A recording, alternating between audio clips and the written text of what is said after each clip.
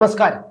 Association of Malayalam movie artist അമ്മ എന്ന ചുരുക്കപ്പേരിൽ ഇങ്ങനെ ഒരു സംഘടന ഉണ്ടാകുന്നത് 1994 അന്ന് ചില സൂപ്പർ സ്റ്റാറുകളുടെ നേതൃത്വത്തിലാണ് അത്തരത്തിലൊരു സംഘടന രൂപീകരിക്കാനുള്ള ആശയം ഉണ്ടാകുന്നതും അങ്ങനെ അന്നത്തെ പ്രധാനപ്പെട്ട ഇന്നത്തെയും ചില സൂപ്പർ സ്റ്റാറുകളുടെ നേതൃത്വത്തിൽ തന്നെയാണ് ശ്രമപരമായി തന്നെയാണ് ഇത്തരത്തിലൊരു സംഘടന ഉണ്ടായത്.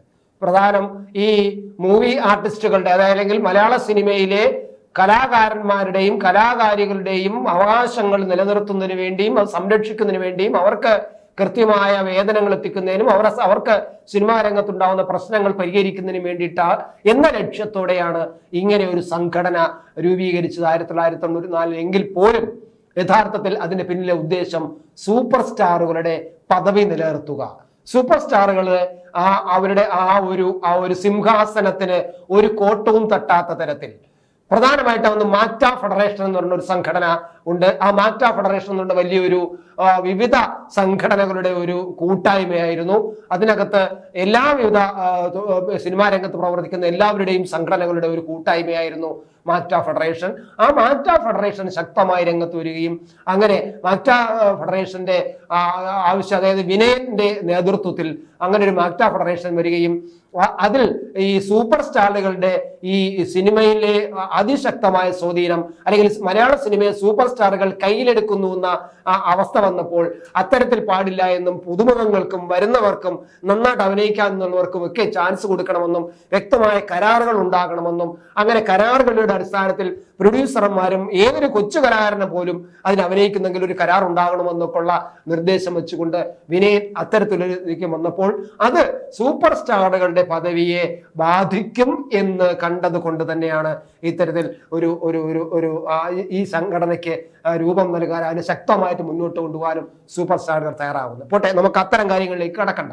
പക്ഷെ എങ്കിൽ പോലും ഇപ്പോൾ ഈ അമ്മ എന്ന സംഘടന, ഈ മലയാള മൂവി ആർട്ടിസ്റ്റുകളുടെ ഈ ഒരു അസോസിയേഷൻ വല്ലാതെ പ്രതിസന്ധിയിലായിരിക്കുകയാണ്. അമ്മയുടെ പുതിയ സെക്രട്ടറിയായി തിരഞ്ഞെടുക്കപ്പെട്ട സിദ്ദിഖ് തിരഞ്ഞെടുക്കപ്പെട്ട് ദിവസങ്ങൾക്കുള്ളിൽ തന്നെ അദ്ദേഹത്തിന് രാജിവെച്ച് പുറത്തു പോകേണ്ടി വന്നു. നിഷ്പക്ഷമായി കാര്യങ്ങൾ നടപ്പിലാക്കും, പരാതികൾ വന്നാൽ തീർപ്പാക്കും എന്നൊക്കെ പറഞ്ഞ് അദ്ദേഹം പത്രസമ്മേളനം നടത്തി. ഹേമ കമ്മീഷൻ കമ്മിറ്റി റിപ്പോർട്ട് വന്ന് വളരെ താമസിച്ചാണെങ്കിലും ഒരു പ്രതികരണം നടത്തി 24 മണിക്കൂർ കഴിയുമ്പോഴേക്കും അദ്ദേഹത്തിനെതിരെ ആരോപണം വരികയും രാജിവെച്ച് പുറത്തു പോവുകയും ചെയ്തു. അങ്ങനെ ഒന്നൊന്നായിട്ട് ഇപ്പോൾ പിന്നെ MLA-യും നടനുമായ മുകേഷിനെതിരായിട്ട് ആരോപണം വരുന്നു, മന്ത്രിയായ ഗണേഷിനെതിരായിട്ട് ആരോപണം വരുന്നു. അതുപോലെ താൽക്കാലികമായിട്ട് അമ്മ സെക്രട്ടറി സ്ഥാനത്ത് നിന്നും മുകേഷ് മാറിയപ്പോൾ ജോയിന്റ് സെക്രട്ടറി ആയിട്ട് തിരഞ്ഞെടുക്കപ്പെട്ട ബാബുരാജിന്റെ പേരിൽ ആരോപണം വരുന്നു. ബാബുരാജ് ഇപ്പോൾ രാജിവെക്കേണ്ട അവസ്ഥയിലേക്കാണ്. തന്റെ പിന്നെ ചുമതല വിട്ടു നിൽക്കേണ്ട, രാജിവെക്കേണ്ടി വരുന്ന അദ്ദേഹം ജോയിന്റ് സെക്രട്ടറി എന്ന നിലയിൽ അദ്ദേഹത്തിന് ചുമതല കൊടുക്കേണ്ടായത് ആ ചുമതല എന്ന് അദ്ദേഹത്തിന് മാറി നിൽക്കേണ്ട അവസ്ഥ വരുന്നു. അപ്പോൾ പുതിയ ആര് എന്നുള്ള ചർച്ച അമ്മ എന്ന സംഘടനയ്ക്കകത്ത് ഉയർന്നു വരുന്നുണ്ട്. അതിനു വേണ്ടിയിട്ട് പിന്നെ ചൊവ്വാഴ്ച ഈ ഒരു എക്സിക്യൂട്ടീവ് യോഗം കൂടാൻ അമ്മ തീരുമാനിക്കുകയും പ്രശ്നങ്ങൾ പരിഹരിക്കാനും പ്രശ്നങ്ങൾ ചർച്ച ചെയ്യാനും ഹേമ കമ്മീഷൻ റിപ്പോർട്ട് പുറത്തു വന്നപ്പോൾ ഉണ്ടായ സംഭവങ്ങൾ പരിശോധിക്കാനും വേണ്ടി ഒരു കമ്മിറ്റി പിന്നെ കൂടണമെന്ന് എക്സിക്യൂട്ടീവ് കമ്മിറ്റി കൂടണമെന്ന് തീരുമാനിക്കും. പക്ഷെ അവസാന നിമിഷം ആ കമ്മിറ്റി ഇപ്പോൾ മാറ്റിവെച്ചിരിക്കുന്നു എന്ന വിവരമാണ് അറിയുന്നത്. മോഹൻലാലിന് പങ്കെടുക്കാൻ കഴിയുന്നില്ല. അതിന്റെ പ്രസിഡന്റായി സ്ഥാനത്തിരിക്കുന്ന മോഹൻലാലിന് പങ്കെടുക്കാൻ കഴിയുന്നില്ല. അദ്ദേഹം ഔട്ട് ഓഫ് സ്റ്റേറ്റ് ആണ്, അവിടെ നിന്ന് എത്തുമെന്നാണ് പ്രതീക്ഷിച്ചത്, പക്ഷേ എത്താൻ കഴിയുന്നില്ല. അതുകൊണ്ട് എക്സിക്യൂട്ടീവ് കമ്മിറ്റി മാറ്റിവെക്കണം അല്ലെങ്കിൽ മാറ്റിവെക്കാൻ തീരുമാനിച്ചിരിക്കുന്ന വിവരമാണ് ഇപ്പോൾ പുറത്തു വരുന്നത്. അപ്പോൾ അതിൽ നിന്നും നമുക്ക് മനസ്സിലാക്കേണ്ടത് മോഹൻലാലിന് വരാൻ കഴിയാത്തതാണോ മോഹൻലാലിന് വരാത്തതാണോ എന്നത് മറ്റൊരു കാര്യം. എന്തായാലും മോഹൻലാലിനെ സംബന്ധിച്ചിടത്തോളം അദ്ദേഹം പുറത്തായതുകൊണ്ട് വരാൻ കഴിയാത്തത് കൊണ്ട് തന്നെ ആയിരിക്കുമെന്ന് തന്നെ നമുക്കത് വിശ്വസിക്കാം. അതുകൊണ്ട് തന്നെ അമ്മയിലെ പിന്നെ ഉള്ളറകളിൽ ചില സംഭവങ്ങൾ ഇപ്പോഴും നടക്കുന്നുണ്ട്. ജഗദീഷാണ് ഏറ്റവും അധികം ഈ അമ്മയുടെ ഈ ഹേമ കമ്മിറ്റി റിപ്പോർട്ട് പുറത്തു വന്നതിന് ശേഷം വ്യക്തമായ ഒരു മറുപടിയുമായിട്ട് രംഗത്ത് വരുന്നത്. അദ്ദേഹം ഇപ്പോൾ വൈസ് പ്രസിഡന്റാണ് ജഗദീഷ്. വൈസ് പ്രസിഡന്റായ ജഗദീഷ് ഇത്തരം കാര്യങ്ങളിൽ വളരെ വളരെ ട്രാൻസ്പെറന്റ് ആയിരിക്കണമെന്നും കാര്യങ്ങൾ ആരായാലും ശരി തന്നെ ഇങ്ങനെയുള്ള ആരോപണങ്ങൾ വന്നിട്ടുണ്ടെങ്കിൽ കുറ്റങ്ങൾ ചെയ്തിട്ടുണ്ടെങ്കിൽ അത് നടപടിയെടുക്കുക തന്നെ വേണമെന്നും അവർക്കെതിരെ പിന്നെ കേസെടുക്കുകയും അതനുസരിച്ചുള്ള നടപടികൾ സംഘടനാപരമായ നടപടി എടുക്കണമെന്നുള്ള ഒരു അഭിപ്രായം രംഗത്ത് വന്നത് ജഗദീഷ് തന്നെയാണ്. അതുകൊണ്ട് തന്നെ ജഗദീഷിനെ വീണ്ടും ഈ സ്ഥാനത്തേക്ക് വീണ്ടുമെന്നല്ല, ഈ വൈസ് പ്രസിഡന്റ് ആയിരിക്കുന്ന ജഗദീഷിനെ സെക്രട്ടറി സ്ഥാനത്തേക്ക് കൊണ്ടുവരണം എന്ന അഭിപ്രായം അമ്മയ്ക്കകത്ത് ശക്തമായി ഉയരുന്നുണ്ട്. മാത്രമല്ല, മറ്റൊരു വൈസ് പ്രസിഡന്റായ ഒരു ജയൻ ചേർത്തലയും ഈ ജഗദീഷിന്റെ അഭിപ്രായത്തോടൊപ്പം തന്നെ ചേർത്ത് നിന്നു. ഇപ്പോൾ ഇരിക്കുന്ന ഈ സ്ഥാനത്തിരിക്കുന്ന കാര്യങ്ങളിൽ നിന്ന് മാറ്റിമറിക്കണമെന്നും ഇത്തരത്തിൽ സ്ത്രീകളോട് മോശമായി പെരുമാറിയിട്ടുള്ള ആൾക്കാർ ഈ സംഘടനാ തലപ്പത്തുണ്ടെങ്കിൽ അവരെ നീക്കണമെന്നും ആവശ്യപ്പെട്ട ഒരു ജയൻ ചേർത്തലയിൽ രംഗത്ത് വന്നു. ഇങ്ങനെ 2 വൈസ് പ്രസിഡന്റുമാരും രംഗത്ത് വരികയും അതുപോലെ തന്നെ മുൻ വൈസ് പ്രസിഡന്റായ ശോഭാ മേനോൻ അതിശക്തമായിട്ട് രംഗത്ത് വരികയും ചെയ്തപ്പോൾ അമ്മ എന്ന സംഘടന വല്ലാതെ കുലുങ്ങുകയാണ്. സ്വാഭാവികമായിട്ടും നിലവിലുള്ള 2 വൈസ് പ്രസിഡന്റുമാരും ഹേമ കമ്മീഷന് അനുകൂലമായിട്ട് സംസാരിക്കുകയും ഈ സംഘടനയിൽ അത്തരക്കാരുണ്ടെങ്കിൽ, ഹേമ കമ്മീഷൻ റിപ്പോർട്ടിൽ പരാമർശിക്കപ്പെടുന്നവരുണ്ടെങ്കിൽ അവര് സംഘടനാ തലത്തിൽ നിന്ന് ഒഴിഞ്ഞു പോകണമെന്നും മറ്റു തരത്തിലുള്ള നിയമപരമായ നടപടികൾക്ക് വിധേയരാകണമെന്നും പറയുമ്പോൾ സ്വാഭാവികമായിട്ടും അമ്മ എന്ന സംഘടന വല്ലാതെ പ്രതിസന്ധിയിലായിരിക്കുന്നു. നിലവിലുള്ള 2 വൈസ് പ്രസിഡന്റുമാരും ഈ കഴിഞ്ഞ കമ്മിറ്റിയിൽ ഉണ്ടായിരുന്ന ഒരു വൈസ് പ്രസിഡന്റും ശക്തമായി രംഗത്ത് വരുമ്പോൾ സംഘടന വല്ലാതെ കുലുങ്ങുകയാണ്.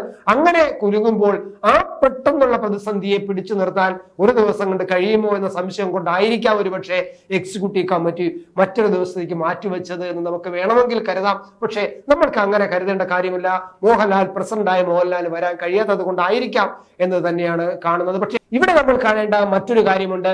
2010 തിലകൻ എതിരായിട്ട് ഈ സംഘടന നടത്തിയ നടപടി, തിലകനെ അയോഗ്യനാക്കിക്കൊണ്ട് 2010 ഫെബ്രുവരിയിൽ തിലകനെ അയോഗ്യനാക്കി പ്രഖ്യാപിച്ചുകൊണ്ട് ഈ സംഘടന രംഗത്ത് വന്നത്, അവിടെ നിന്ന് തുടങ്ങി സംഘടനയുടെ ജീർണതയുടെ വിത്തുകൾ അവിടെ നിന്നാണ് തുടങ്ങിയിരിക്കുന്നത്.